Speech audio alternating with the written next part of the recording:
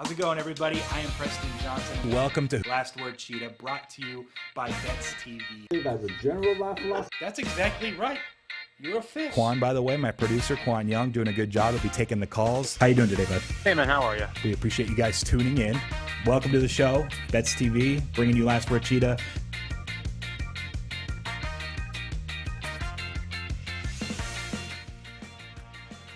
Welcome, everybody, to another edition of Last Word Cheetah, brought to you by Bets TV. I am your host, Preston Johnson, hanging out here in studio with Qwan Young, doing his work over there on the side. Give everyone a little wave. It's Tuesday. That's usually a good day for Qwan, one of his favorites. Knew it was coming.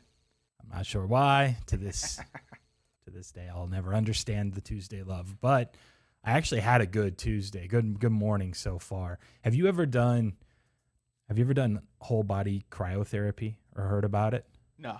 Close. No. I mean, I know what it You know athletes that have done it? Close or I've got is just a You might be a little like after your time. Yeah. And I know Well, you're no, getting up there. it was out of my pay grade. We were low. We got ice baths. That's it. Just get in the bath. Yeah. Man, okay. So it's really cold. You're in a chamber. You're completely covered. It's like minus 200 and something degrees. And I do it for like 3 minutes. But I always feel so good. Like I can change the world when I get out. It's so refreshing. I'm always more alert. Just feels good. So anyway, I do it like once a week. And it's pretty nice. But I was wondering if you had done it. I know like the story is LeBron has one in his house. He uses it daily. Yeah. I'm not sure I think it was on the news, so I think it was confirmed, but who knows how often he really uses it. But I mean, yeah, it's up there. So I guess the pay grade point is a good one. But I was curious if you had heard about it. They just told us go to the gas station and throw some ice in the tub and get better. Deal with That's it. all you got. That's what you're still doing for your kickball hammy injuries. And Now I'm just praying that it goes away. so this is a show, Last Word Cheetah, where we take your phone calls, which I should have mentioned earlier, but I wanted to get into how great I'm feeling right now. Such a good day. I see why you other people out there do drugs. It's almost like a drug. It gets me every time. I'm like, man, this feels so great. Anyway, That's blissful. I've never done drugs myself, so I think I'm seeing the light. Uh-oh. That's not good. Not literally right now. That's a spiral. 661-515-BETS. That's our phone line. So we take your calls during the show. We talk through your bets. We also track them over the course of the month, and we give away cash to the callers that have the most wins. Most of August, the callers have been crushing. We gave away $800 in July, $700 in June. We still need to think of a challenge, something football-related for the season starting. That'll get more in the August prize pool for you guys. But so far, Qwan has donated $200 because his kickball team didn't win the championship locally here. So bringing up kickball again just to needle him. But we'll open up the phone lines here in a few minutes. We're also going to start our NFL division previews. Today, we have Marcas Grant from the NFL Network coming on the back half of the show to talk through the AFC East. I'll also share my thoughts after we speak with him, generally about betting opportunities in the markets there.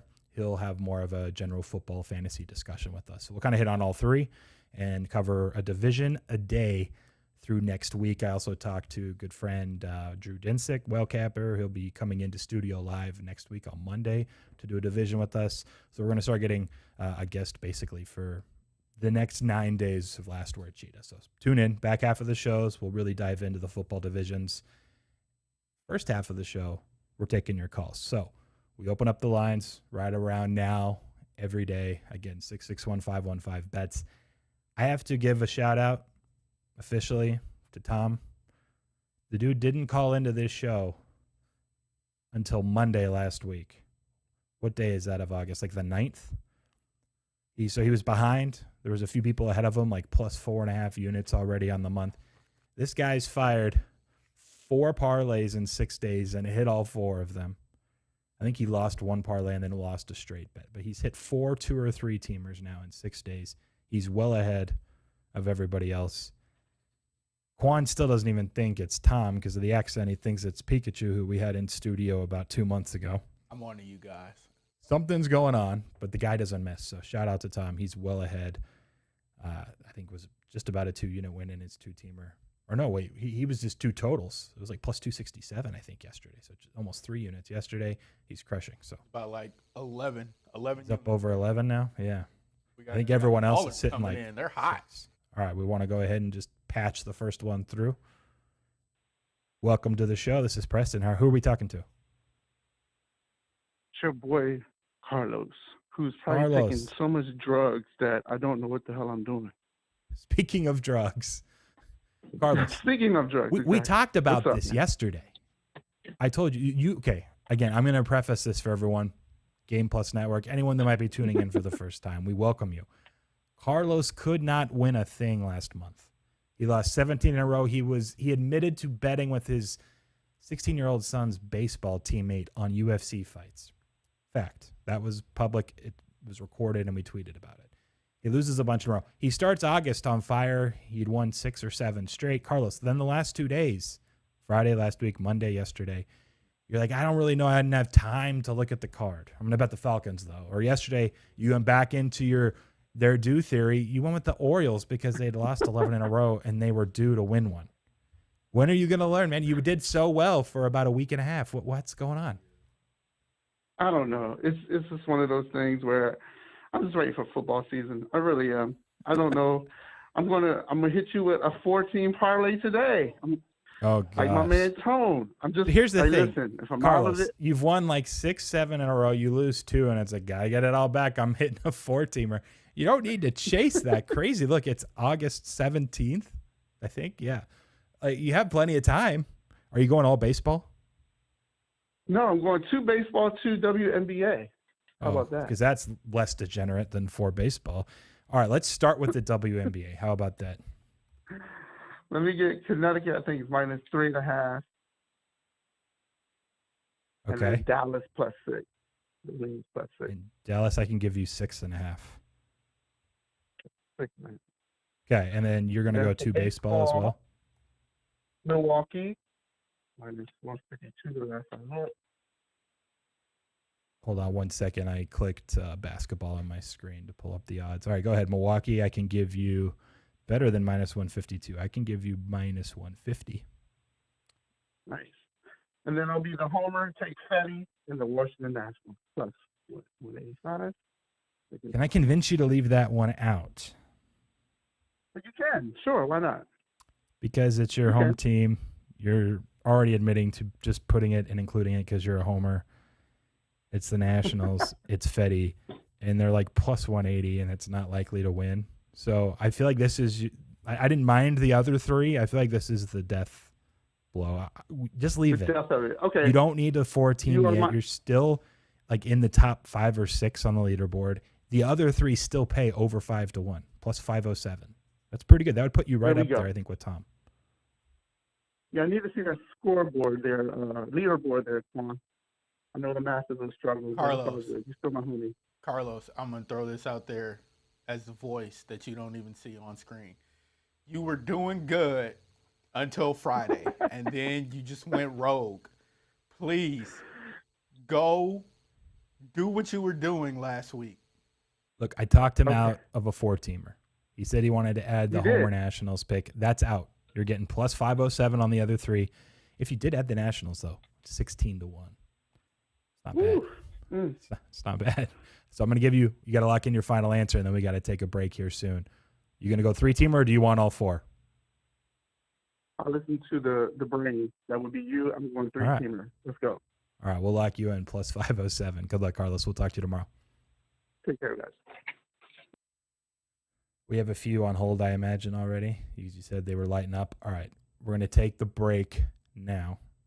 We won't be able to fit a call in before. It'll be 2 minutes, so you guys that are holding, we appreciate it. We'll be right back. 661-515-BETS is the phone number. We'll be back. We'll take the rest of the calls, break down more of the bets from the callers today, and then we're going to get in again Marcas Grant from the NFL Network on the back half of the show, AFC East in the NFL.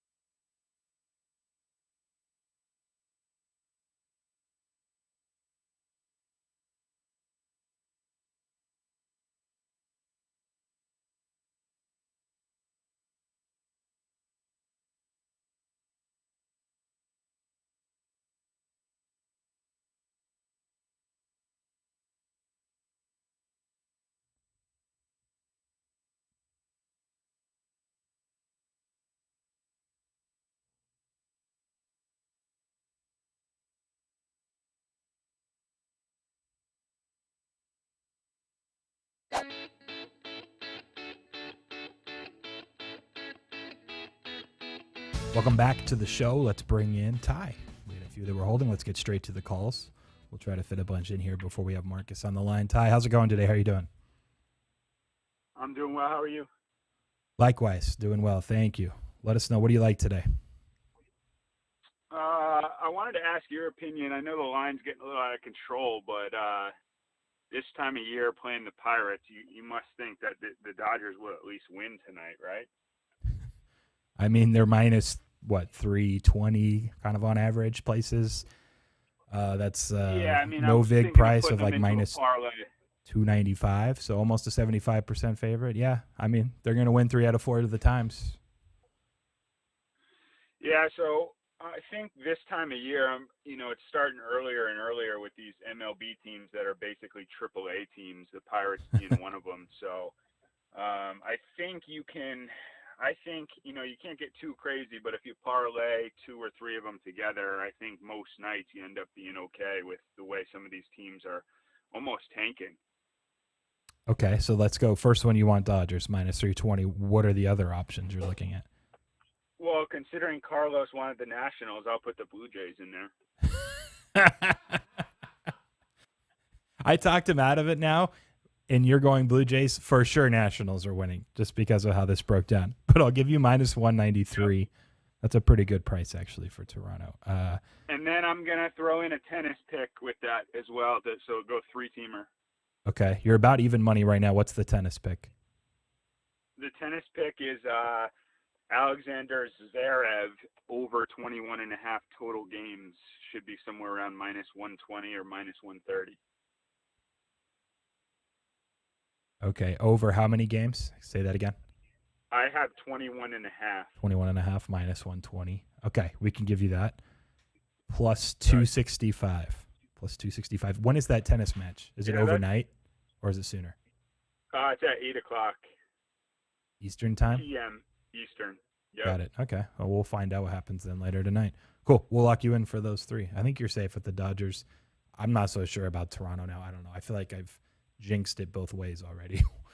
Good luck tonight, Ty. We appreciate your call. Take it easy. Thanks, man. Have a good one. Later. Bye. All right. Who's up next? Who are we talking to? Welcome to Last Word Cheetah. Hey, Cheetah. This is Brian. Hey, what's going on, Brian? How you doing? I'm doing good. How you doing? I am doing well. Thank you. What do you have for us today? All right. I am going to kind of steal a little of Ty's play. I'm going to go with the Dodgers, parlayed with that Zverev over, and I'm just going to leave out the Nationals or Blue Jays, whatever that third one was. Do you bet tennis regularly, or do you just coincidentally deciding to take it? Once in a while, but I think my thing is just to steal some other people's plays. That's been working for me. Whoever calls in before, and then, okay, I don't mind it. Or you can give you plus 141. So it's pretty good. And we'll leave out Toronto. I'm 2-0. I'm 2-0 with that strategy, and I was like 0-7 betting my own stuff. Just doing your own thing. I actually hadn't caught on to that. I remember one other time that you did that. Now that you mention it. Okay, so this will be 3 times where he just Cheetah. Played the one before. Or not Cheetah. He tailed Pikachu or Tom Davis. Yeah. All right. Nice, man. We'll see how long this lasts. Now I'm rooting for him for sure. Good luck tonight. Thank you. Take care. We have someone else? All right, let's patch them through. Welcome to Last Word, Cheetah. Who am I speaking with? Hey, Preston, it's Patrick. Hey, how's it going?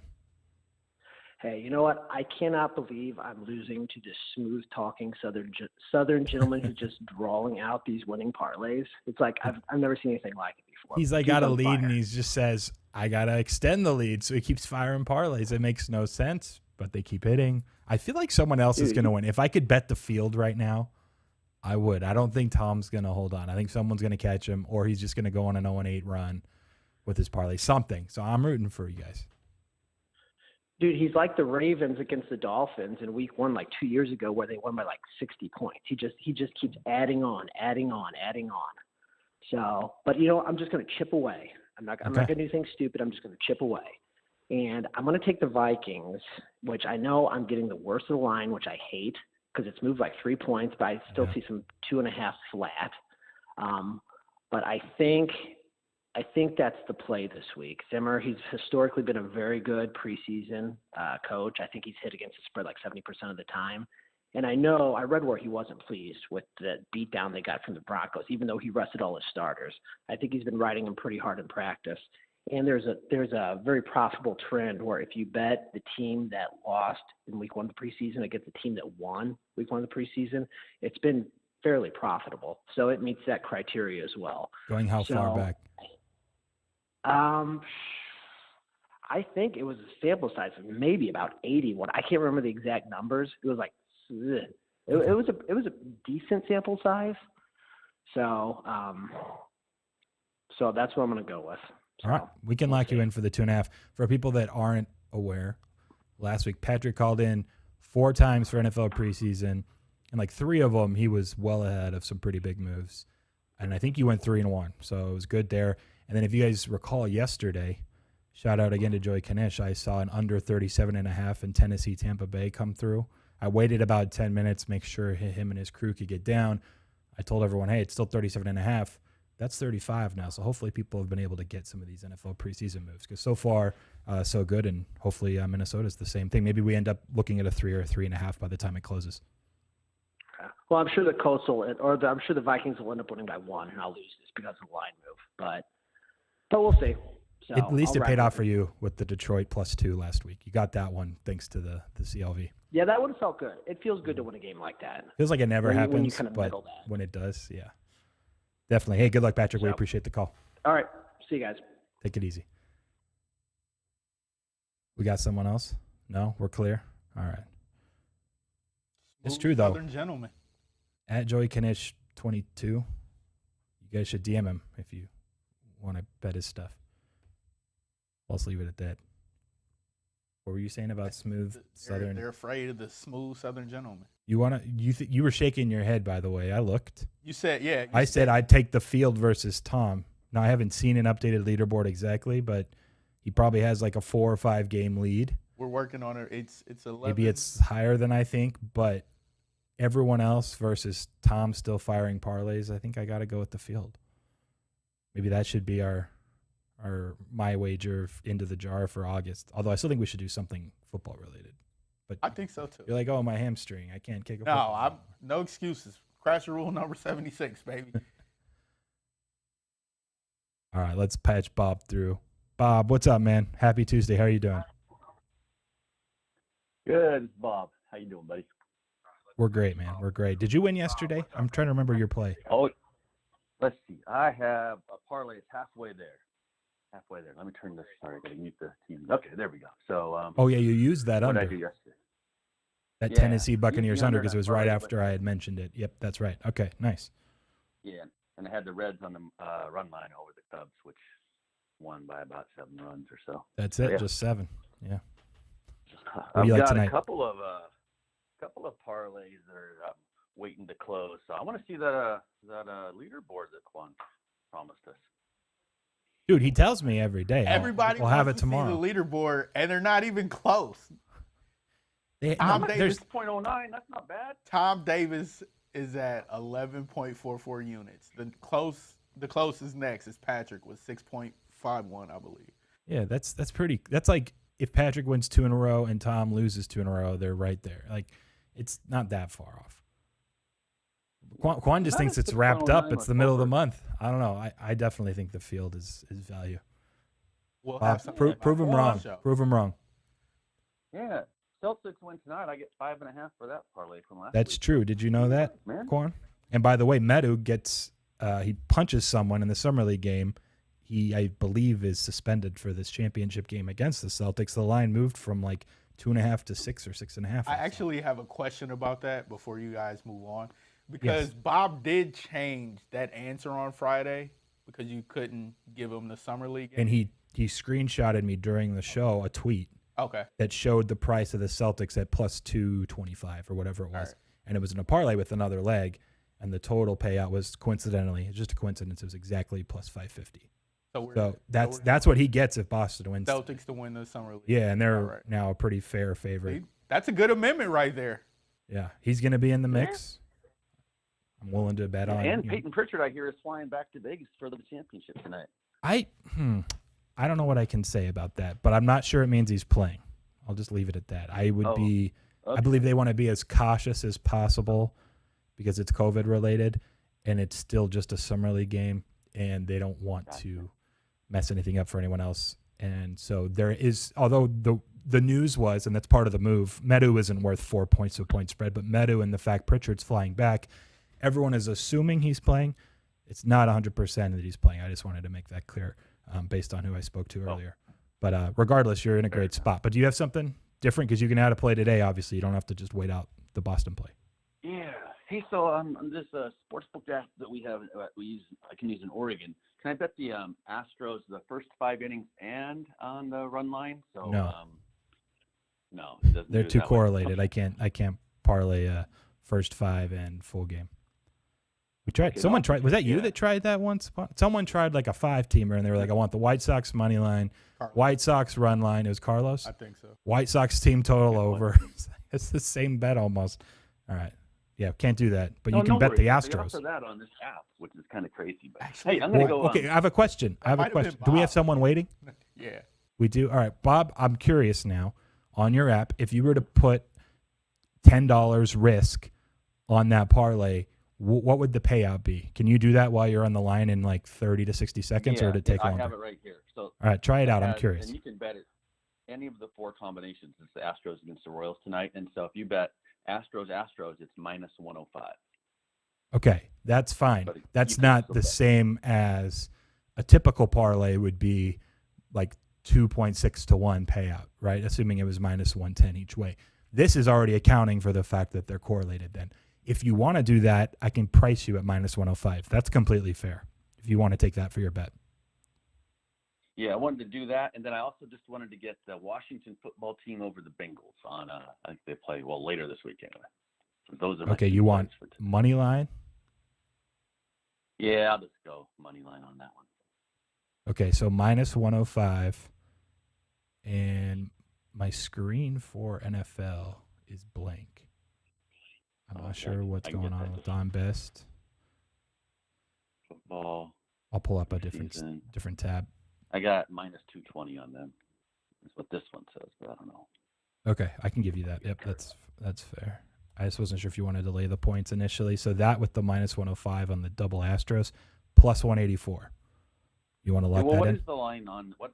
Can I just ask you, Preston? What's the line on the WFT against the Bungles right now? You mean like the spread? Yeah. It's minus 5-ish. Or you can lay minus 210, 220. I'll give you. Is there a minus 210. 4.5 available at all? If there's a chance, my screen is blank right now. That usually shows every book and every line. It refreshed and it's white. So I'm not sure if something's glitching on Don Best's side. But I can give you. I have the one book I have in front of me is 5. If it lands 5, I'll feel bad. But would you prefer to do that than the money line? Oh, okay. I'm going to do this then. Sorry, on same game. I'm just going to bet the under. He doesn't know what he wants to do. All right, no, under 34. Game, but I get it. Yeah, under 34 for the. Like you're about to hit a 5.5 to 1 shot on Boston. And you're like trying to make this parlay pay out even higher. All right, plus 273. We're gonna have to lock you in because we got to take another call before we have I'm out. our break. All right, man. Good luck. Good luck. Plus 273, Qwan. All right, patch through. Who's the last caller?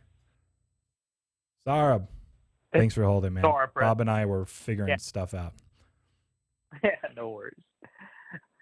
What do you like today? I'm gonna do a 3-teamer in the bases, man. I got to try to catch up to the parlay expert Tom. Yeah, seriously. Okay, hit us with them.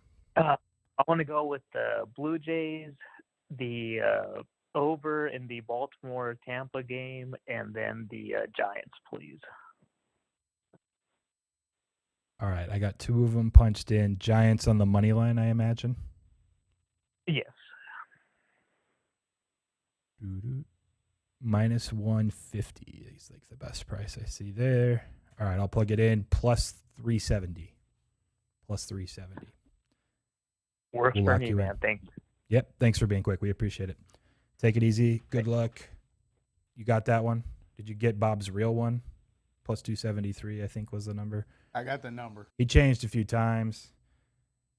They had the weird Astros win the first half and the full game. That was like a combined, though. All right, so we're good. I thought it was Bob that tried to do like the White Sox, Bob, the 5-teamer. He was like Can I trying do that? 3 White Sox plays in one parlay, and it was the end of the month, and he was just firing as much as he can. All right, we have Marcas Grant from the NFL Network coming in after this break we're going to take. We're going to talk with him about the AFC East. We'll get a little general football perspective, some fantasy. Then I'll break it down a little bit with my betting numbers, looking at the market numbers and prices with Qwan. We'll talk to you guys soon.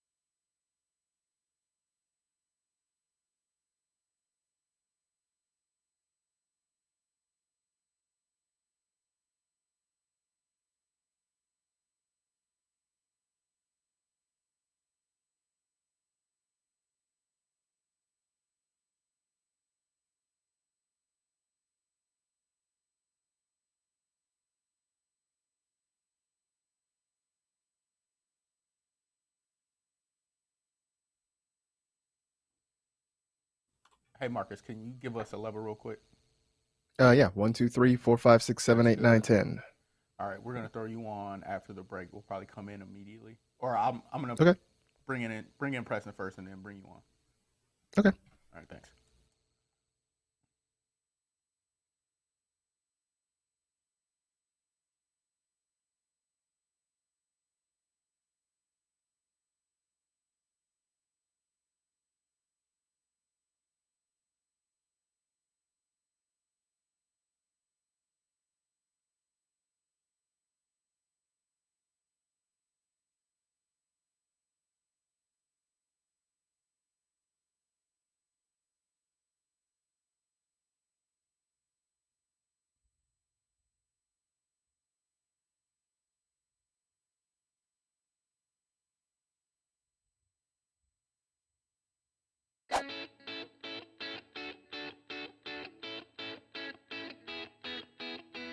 How's it going, everybody? Welcome back to Last Word Cheetah. Brought to you by Bets TV. We have Marcas Grant from the NFL Network on the line. We're going to bring him in. We're going to talk AFC East. Primarily here, we'll get some of his insights about fantasy football, maybe some sleepers from best ball perspective for each of these teams, as well as just any other macro views on some of the acquisitions or changes that have happened with the organization. So go ahead, Qwan, when you're ready. Marcus, welcome to the show. How are you doing today? I'm good, Preston. Appreciate you having me on. Of course. You're sounding good, sounding clean. You ready to get going? We're going to start with the bottom of the division, AFC East. It's the New York Jets. I'm going to put you kind of on the spot. I know we didn't plan a ton, but if you have, like Kevin and Benny told me, you're on top of everything anyway. So if you have a best ball kind of sleeper, one for each team, and then just kind of your macro vibe on the team under their new structure, especially the Jets with all of the changes that they're looking at coming into the season.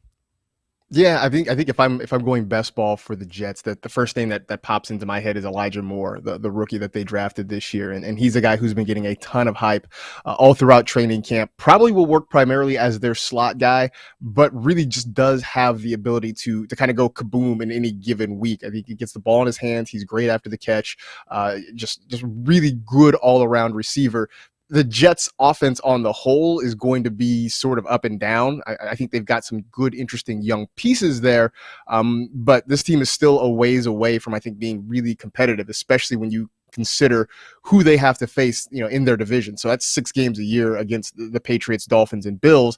That right there just sort of puts a cap on their potential to begin with. But I think if you're taking the long view, especially for folks in Dynasty, but, best ball, for instance, you've got some pieces there like Elijah Moore, maybe a Corey Davis. I like Michael Carter at the running back spot. Still kind of curious to see what happens with Zach Wilson. But there are some things about the Jets that are at least worth kind of raising an eyebrow, whereas in the past we may have dismissed this team altogether. So my general perception from a fantasy perspective is this. One of my favorite stats from last year, the leading scorer for the Jets was their kicker, which sometimes is the case anyway. If you're scoring a lot of touchdowns, kickers get a bunch of extra points. But the Jets kicker played in 9 games. Their third leading scorer was their backup kicker. He played in 6 games.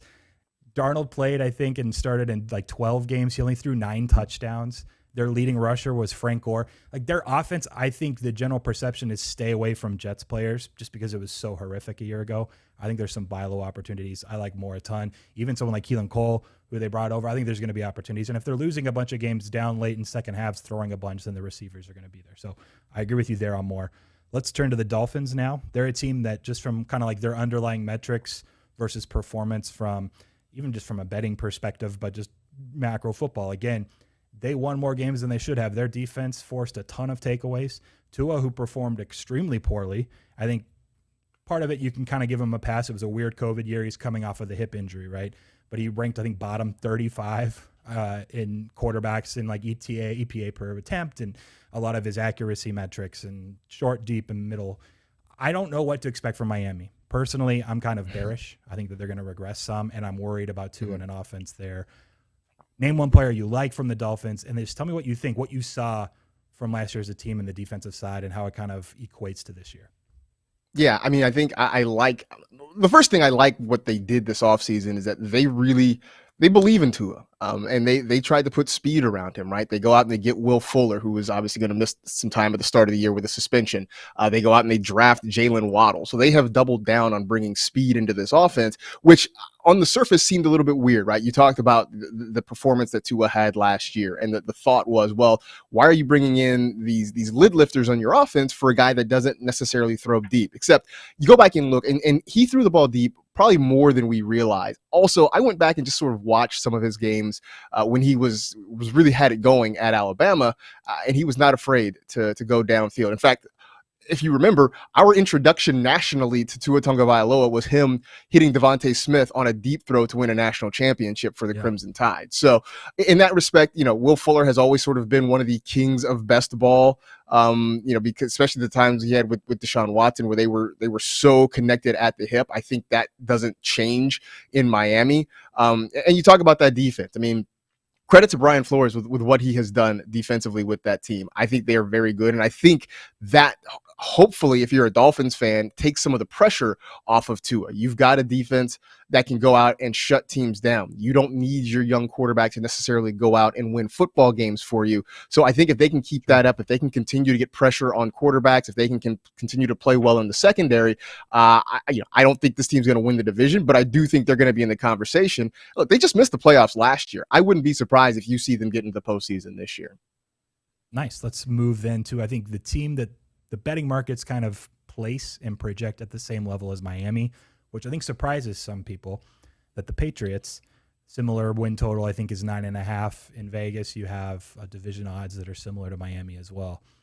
I kind of was digging in a little bit before we did our show, and it kind of hit me that everyone's putting Belichick and the Pats down last year. If you had told us, which we were told before the season, that 8 of their players would opt out just completely because of COVID. 4 of them, I believe, were starters on the defensive side of the ball, and they lost Kyle Van Noy to Miami as well on top of that. I believe that 8 was 3 more than any other team in the league. They also lost Tom Brady, who then goes and actually wins a Super Bowl, by the way, for another team. They went 7-9, and Cam Newton was in and out with the COVID thing kind of messing up his rhythm, and they played Hoyer and Stidham, I think, were playing games. I actually was impressed with 7-9. And I think the Pats might be pretty good this year, especially if all of the talk about Mac Jones being quick with the ball and his decisions is true and he ends up playing a lot. What do you like from the Pats? And give us the one sleeper in best ball. Yeah, I think your best ball sleeper there is right now probably Nelson Aguilar. Some of it depends on what happens with N'Keal Harry, right? I mean, the drum beats out of camp have been that Harry is playing well, but then again, he's also said that he wants out, that he wants to be traded. So I'm sort of keeping an eye on that. It's a guy that I loved in college at Arizona State, who so far hasn't really made the transition to the NFL game. Whereas Nelson Aguilar last year, I think opened a lot of eyes with the way he played for the Raiders. So that's sort of why I would keep an eye on him in any kind of a best ball sort of format. I'm mostly curious about this quarterback situation because I feel like this is not necessarily Cam Newton's job to lose. Like, I think this is a 50-50 battle. I think of all the quarterback battles we see in training camp right now, this one might be the most heated. I think there's a very good chance we could see Mac Jones as the week 1 starter for this team. And it would sort of fit with what the Patriots have done. I mean, look, they went 20 years of having a pocket passer who was on time and accurate with the football. And I'm not going to sit here and tell you that Mac Jones is the reincarnation of Tom Brady, but he definitely is more stylistically he's closer stylistically to Tom Brady, certainly, than Cam Newton is. And I think that's what the Patriots want to do, especially, as they're getting some of these COVID opt-outs back in, right? They're getting some of these defensive pieces back. We know that Bill Belichick can figure out how to scheme up a defense to slow down just about anybody, right? We've seen him do it to, the likes of Patrick Mahomes and a lot of other great quarterbacks. So if they can play defense, keep these games close, then I think they're going to be in there. And I think, I wouldn't be surprised if the Patriots are a 10-win team this year, which, by the way, and I'm sure I'm not the first to mention this, now that we're in this 17-game universe, it's a little bit different. Like, you can't say a 10-6 team, right? It's like, are they an 11-6? Are they 10-7? That's just, it's a minor thing. It's just a weird thing that I think our brains are going to have to wrap themselves around for a while. It looks a lot different when you see like 11-6 versus 10-7. You're like, oh, they're barely over 500. It's kind of deceiving a little bit. Real quick, to your quarterback front point, Marcus, I heard this on Pat McAfee's show earlier today. I wish I could credit who it was, but he was basically assessing Mac Jones, Cam Newton. He said, this is what the Patriots coaches, the fans, this is what everyone is seeing right now. Mac Jones running the offense, make a read, decision. Cam Newton running the offense, make a read, make a read. He slows it down. But that was like the perfect way to put it. It's what we saw last year. It's why he just, ended up taking off and trying to run, or just there wasn't enough when you look at what they tried to run for 20 years, like you alluded to. So I think it might end up being Mac Jones. I think I'm leaning that way too. Last one, the Bills. I'll be quick. I doubted Josh Allen for a while. He figured it out. The coaches, the scheme, everything lined up. He absolutely just crushed everyone that was hating on him. And the Bills are for real. Is this just a team in general that we should expect to be the top of the AFC now going forward? Yeah, I think so. I mean, I think these are your AFC East leaders for at least the next few years. And I'm sort of with you. I thought Josh Allen would be okay. I didn't expect him to take the quantum leap forward as a passer that we saw last year. And that was, I think, the thing that kind of took him next level. We knew from the beginning that he could run. I mean, he's a large man, and running with the football is not easy to bring down. I've been saying for the last couple of years that he's their de facto goal line back. But now that he's been able to add the actual passing game to that part of it, that does make things different. And having Stephon Diggs, who we knew was very good in Minnesota, who has become, I think, almost elite, if he hasn't become elite actually in Buffalo, I think that really helps. I mean, I guess the only real question mark for us from a fantasy perspective, is what happens in that backfield where, you've got Zach Moss when healthy, you've got Devin Singletary, now they've got Matt Breida who's kind of hanging around there. So there are questions back there, but I think this offense is very, very good. The defense was not as good as it has been, last year to the previous couple of years, but I think they're good enough that I think they are going to be the team to beat in the AFC East for a few years to come. Perfect. We appreciate your time, Marcus. Let everyone know before we let you go where they can find your work and what you're doing. Yeah, absolutely. The clearinghouse for everything is my Twitter account. It's Marcus G, at Marcus G, MarCasG. But of course, the NFL Fantasy Football Podcast, wherever you download podcasts. And then coming back Monday, August 30th, NFL Fantasy Live will be on NFL Network. So as I always say, check your local listings, set your DVRs, and we'll be back with you very soon. Excellent. Thank you, Marcus. Take it easy. Boom. Nice work. He's got a nice home set up there. That mic is clean. Maybe I'm just used to all of the colors and it's like muffled and I have to listen closely. He was pure. It was great. That was a great interview, man. Some really great points about Patriots. By the way, I didn't actually ask him real quick about the Bills as a sleeper, but I thought he made a good point on Stephon Diggs as maybe that's the best ball target anyway for the Bills, even though he's a name already. Maybe he's not a sleeper, the normal terms, but maybe he's not drafted where he should be as frequently, right? Like maybe he is just an elite top 3 receiver in the NFL. He's not drafted accordingly. So maybe there is value targeting Diggs in certain drafts. So I put Diggs down as a draft. But the points on the Patriots, sorry. Well, no, even that Bills point, like we underrated Josh Allen and his growth the year prior, and he came out last year. So, I mean, you kind of think Stephon Diggs probably comes along with it because, going there, we was like, oh, Diggs is going from Cousins to Allen. It's not going to get any better. Especially they had no real offseason, right? Like they could absolutely take another step ahead or up. Do we have any? I know we had a few calls during the interview. We have anyone on? All right, the line, they're back open. We'll take your calls, 661-515-BETS. We're good for another 15 minutes or so for the rest of the show. Put up the graphic of the odds of the AFC East in the meantime. I know I alluded to bearish on the Dolphins. Their schedule doesn't set up very well easily. At least the first 7 to 8 weeks is pretty tough. I look, the 9.5s are juiced, like -150 to -160, or you could play pretty good plus money on a 9. That's the one that sticks out the most for me, though, on the Dolphins that I have projected closer to 8 wins. So even though the 9.5's juiced, it's more like a 9. You can get plus 120 on a 9.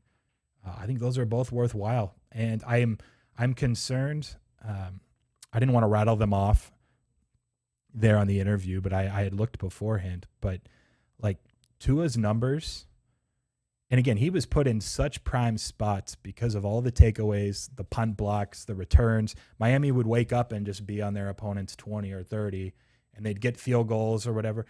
By the way, they had the 2 games with the fewest yards on offense that the team won were the Miami Dolphins. They had a 148-yard game they won and a 153-yard game that they won. They were winning these games, so they couldn't even move the ball offensively.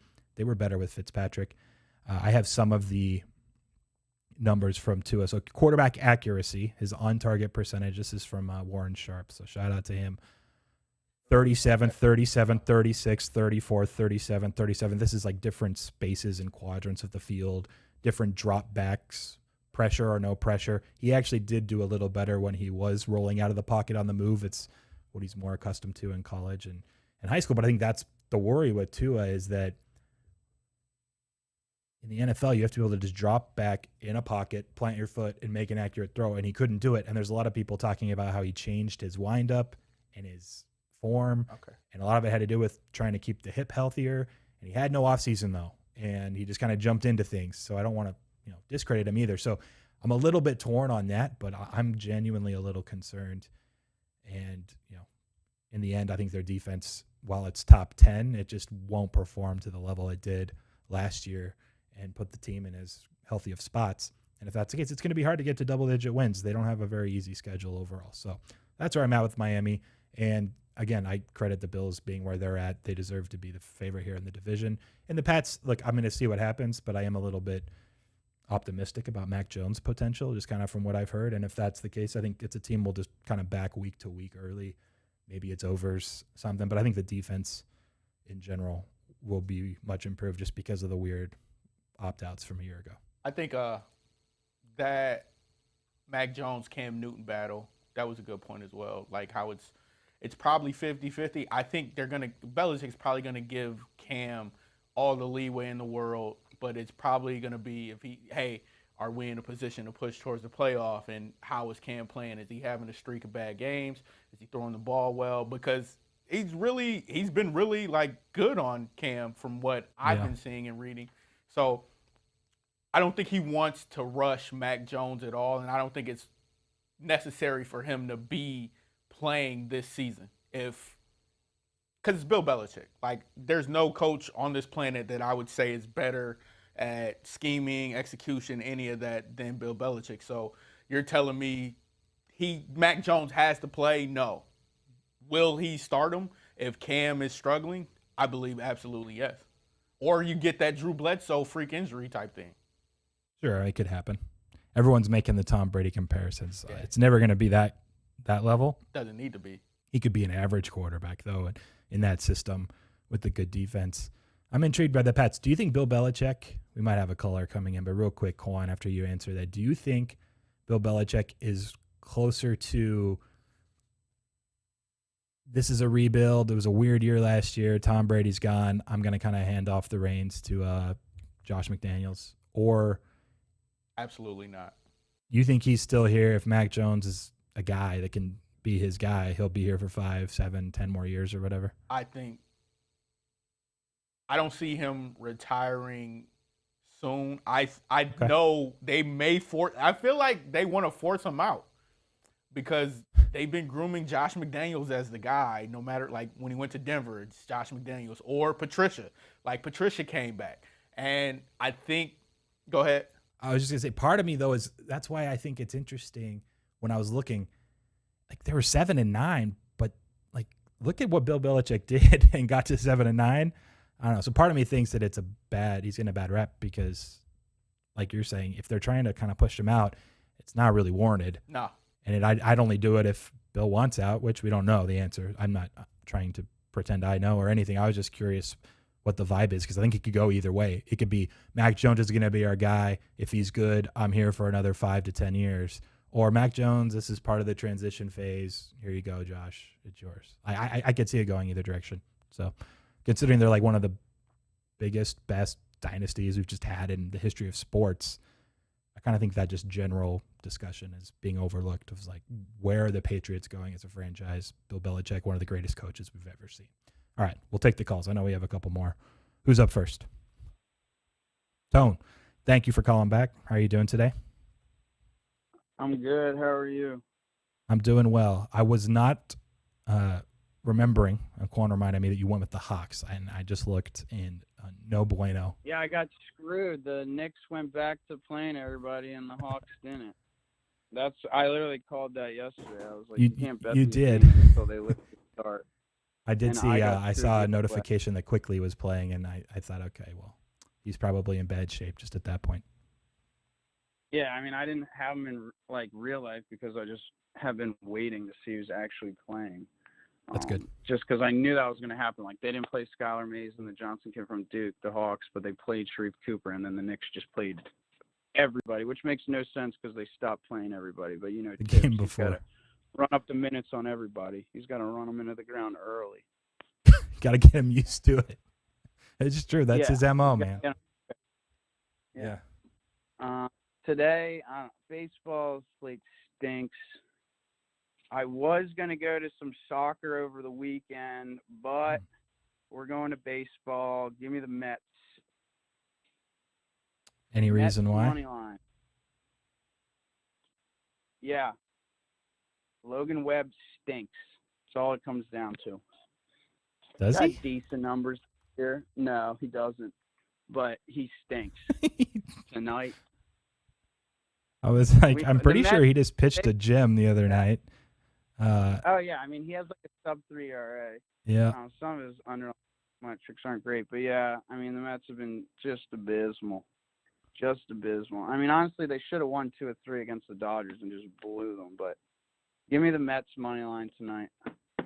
I'm not against fading the Giants. This is my beginning of the season. We did a whole segment a couple months into the year. I was like, hey, the Giants, they just keep winning games. Like, got to give them credit. All of their underlying metrics point to them being a top 5-ish team. And now I'm kind of to the point at this stage where there's probably going to be some opportunity to fade them. I still think, and Webb has been good, 2.96 ERA, 1.1 WHIP.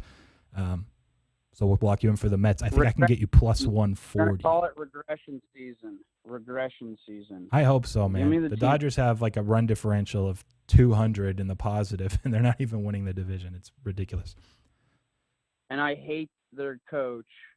Like, I'm a Phillies fan. I hated him when he was here, so it sucks that he's doing well there. I can give you plus 141, actually. I found an extra penny for you. Oh, lovely. I was going to just say give me the Celtics again, but I hate that it's like up to 6.5 and all. But I think they should just blow them out anyways if they're playing their guys. Again, I don't know who they're going to end up playing. Yeah, but it's still up in the air. There, yeah. Cool. But We'll lock you in so for much Mets, man. Take it easy. We'll talk to you tomorrow. Peace. I think you said we had one more. Cool. Go ahead and patch them through. Welcome to Last Word Cheetah. Who are we talking with? It's Tom Preston. What's up, buddy? Tom. He's just waiting, playing it cool all show. Mr. Parlay King. I don't know how you do it. You've hit 4 out of 5 of your parlays. Total of 6 days. You're well ahead now in first. Let's get straight to it. What is it that you like today? All right. Not a lot of time to study today. A lot of things going on, but I got two of them I'm looking at. The Atlanta, Florida, what you got the total? Atlanta, Miami. Yeah. I can give you. Hold on, I'm on first half right now. I can give you 7.5. Let's go over that 7.5. Atlanta's Okay. in the ball pretty good. The Marlins bullpen stressed. All right, how about the Cardinals? What's the total? Cardinals total. I love how he asked Milwaukee. before, just in case. It's 7. Let's go over to 7. Okay, minus Should 114. be minus about 2.5. Yeah, plus 249. 255. All right. You're playing against a little Sounds move good, under buddy. there, by the way. Say again? You're playing against a move under, a small one. It was 7.5, just a little lower, down to 7 flat. I mean, I'm not going to. I mean, the other one also moved a half run under. You're playing against that. So I'm not going to go against you. You're hotter than anyone in the world right now. But just wanted to let the listeners know. Yeah, I didn't have a lot of time, so if anybody's tailing, don't play them too Crazily. That's what always happens with Yeah. runs like this. Like, oh, this guy's hitting every 2 and 3 teamer he plays. As soon as people actually start tailing, which they shouldn't, then they'll start losing. So hopefully that's not I'm the case putting- for your sake. I'm putting the warning out. You're I'm good, trying man. trying to get me some of these NFTs on DraftKings right now. Oh, yeah, the Qs. I went like 0 for 3 on that the first day and gave up. I haven't tried since, but good luck, man. Those might be they're all Tom Brady still? So it's over to Gretzky now. Oh, okay. They moved over to Gretzky. Good luck, man. I hope you get one. All right, brother. Peace. Take care. Here's a updated look at the leaderboard. Really updated? Okay. Ty got- is 4. Okay, 0.6. Tone's at 4. All right, so Tone's still in 4. How is Carlos? I guess he's lost 3 and 1/6. Yeah, that makes sense. Okay, Carlos is at about 3-ish. 3 units. That makes sense. Man, We're doing it. he's Starve coming. that He's called. -1. He's called 6 days all month, and he's up 11.44. That's how the pros do it, man. Tone's at 4. Brian, I got to work out Brian. Brian and Ethan are on the board. Andre's on the board too. We just got to get their scores correct. And Bob's got some stuff going. Man, that Celtics one is Bob's going to at make. 609, so Bob should be in tie spot. But Bob's at 609 before the Celtics. Yeah, with 2 units. Stuff to or Well. Okay, so Bob's now up into 3rd. All right. If he wins that, he's going to actually be in 1st because odds are Tom loses his parlay. Maybe he wins another one, but yeah, if he loses and Bob with the Celtics cashes, then Bob will take a maybe Tom was sharp about that. He was like, "Hey, I remember Bob has Celtics plus 550 pending." And so that's why he's kept firing. I was wondering why he had such a lead, why he just kept going parlays, but he might have been playing the long game better than I was initially even thinking. I was listening back Oh the no. call on Friday, and I heard you said you had a friend in Atlanta. Yeah. You think he knows Tom? No. You sure? No, I'm not sure, but I can ask. Listen, man, that's got to be Pikachu. It's I'm not letting it go. The guy's DM'd me for like He was a couple of years. during Yeah, the game, during his it's parlay not. last night. He DM'd me like 4 times. I can ask. There's a chance. He runs like a sports bar. I just heard a noise. Did you hang up the phone? I did not. He's still on. You still here? What's the sports bar? I've been known I feel to like travel this to- is a setup. to the- Now he really is Pikachu. You guys, this is how you were going to break it to me? No, I thought he hung.